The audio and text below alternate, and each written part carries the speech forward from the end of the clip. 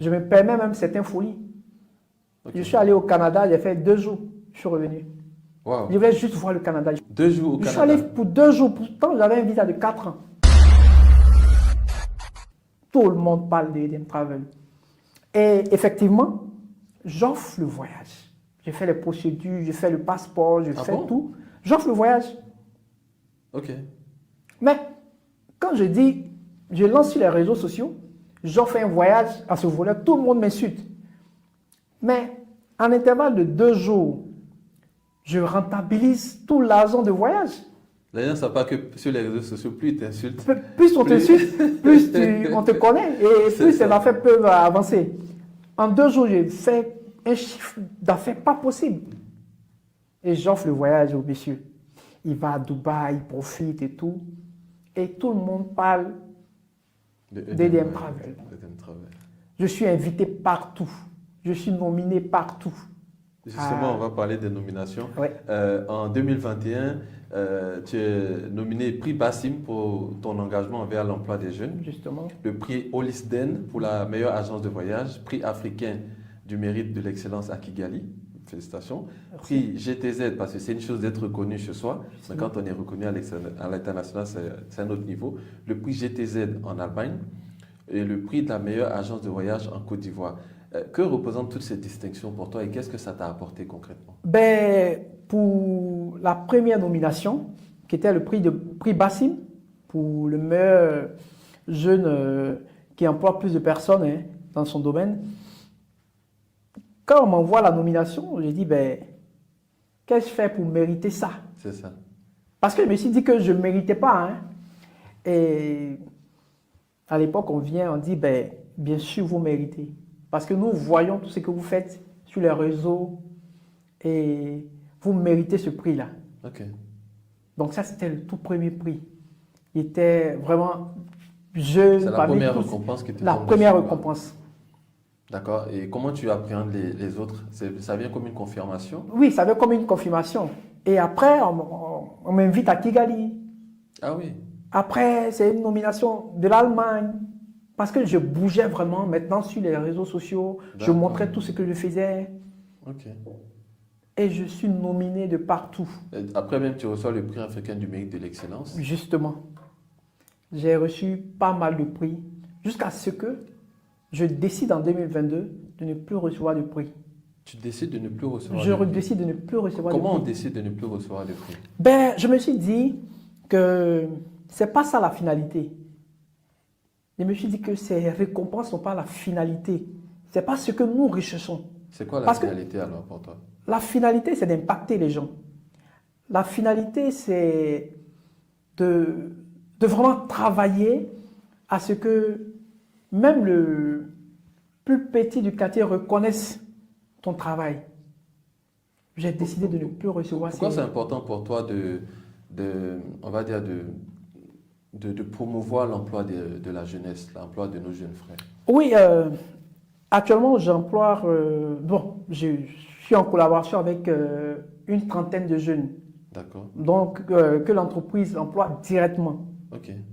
C'est beaucoup. Une trentaine, oui. Félicitations. Parce que nous sommes dans plusieurs domaines d'activité. Je vous ai expliqué tous ces problèmes qu'on a eus par le passé, où on cassait les magasins, où on fermait ceci, on fermait cela. Mais j'ai eu le temps de pouvoir reconstituer tous ces molécules-là. Donc, toutes ces entreprises-là fonctionnent maintenant. Mais ils sont détachés, ils sont gérés par ces jeunes gens qui sont vraiment motivés. Ok. Parce que nous formons désormais une équipe. Effectivement. Donc, moi, je n'ai pas eu cette chance d'être vraiment poussé. J'ai pas eu cette chance d'avoir un mentor, d'avoir ce genre de personne, non.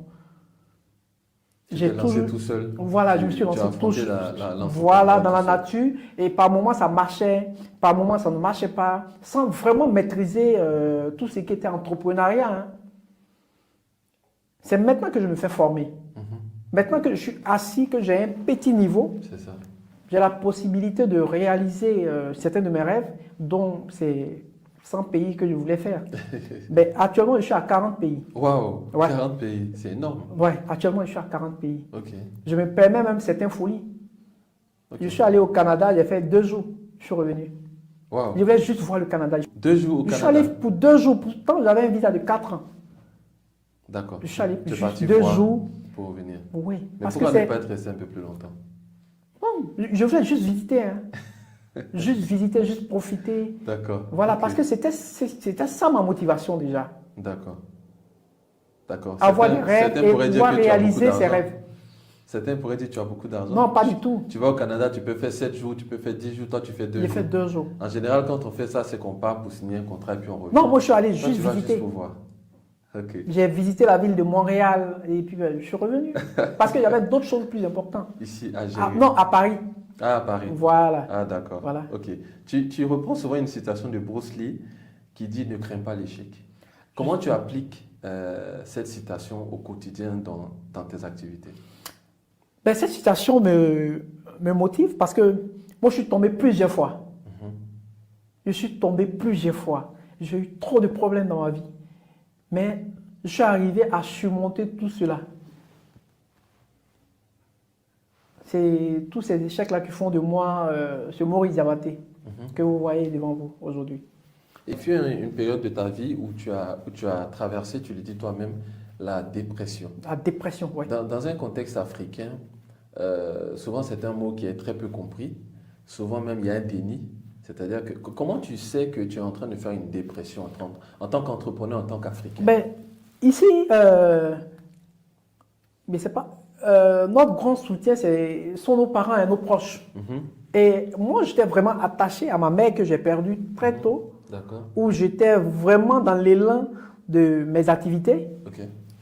C'est à ma mère que je me confiais.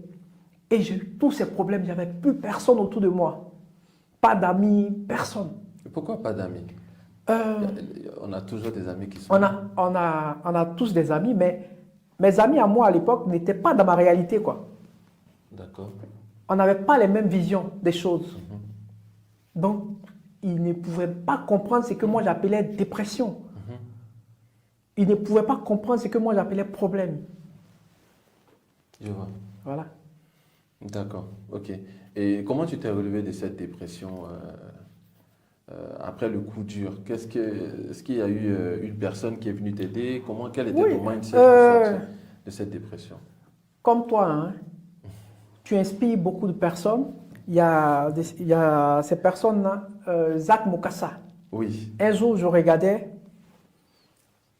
une des vidéos de Zach Mokassa. Il me suis senti indexé par la vidéo. La vidéo parlait typiquement de moi. Me disait que ce n'était pas la fin d'une vie. Et après, je me suis ressaisi. Il me dit oui. En ce moment, j'avais déjà mon fils. Il me dit, ben, j'ai pas ma mère, mais j'ai encore un fils qui compte sur moi. Je n'ai pas le droit de pleurer là. Et ça m'a motivé à aller de l'avant. Donc, ça m'a fait que je suis passé cette dépression. Cette dépression. Voilà. D'accord. Ok.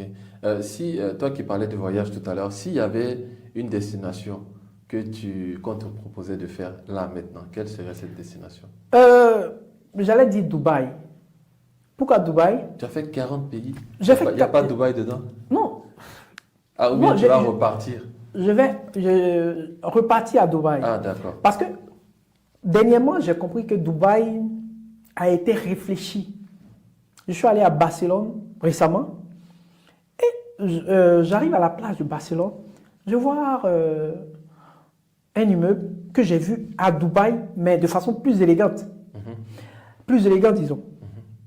Je demande, mais ça, j'ai l'impression que j'ai déjà vu cette plage. On dit oui, c'est Dubaï. Ils ont copié ici. C'est-à-dire que Dubaï a copié presque toutes les bonnes parties du monde. Quand tu vas à New York, tu retrouves un peu Dubaï. Ok. Quand tu vas à Paris, tu retrouves quelques similitudes avec Dubaï. Dubaï, c'est le désert. Mais à partir du désert, ils ont pu créer quelque chose de vraiment waouh. Ok. Donc, c'est ça qui me fait dire Dubaï, parce qu'ils ont vraiment travaillé. C'est le fruit de beaucoup d'imagination, de beaucoup de réflexion. Ils sont passés de zéro à ce qu'ils sont aujourd'hui. C'est ça, Voilà. en l'espace de peu de temps. À l'espace de peu de temps, voilà. D'accord. Alors, on arrive à la fin de ce podcast. Oui. Quelle est ton actualité aujourd'hui? Quelle est l'actualité de EDM Group? Ben, EDM Group, la force des choses au fait que EDM Group s'est retrouvé dans l'immobilier. D'accord.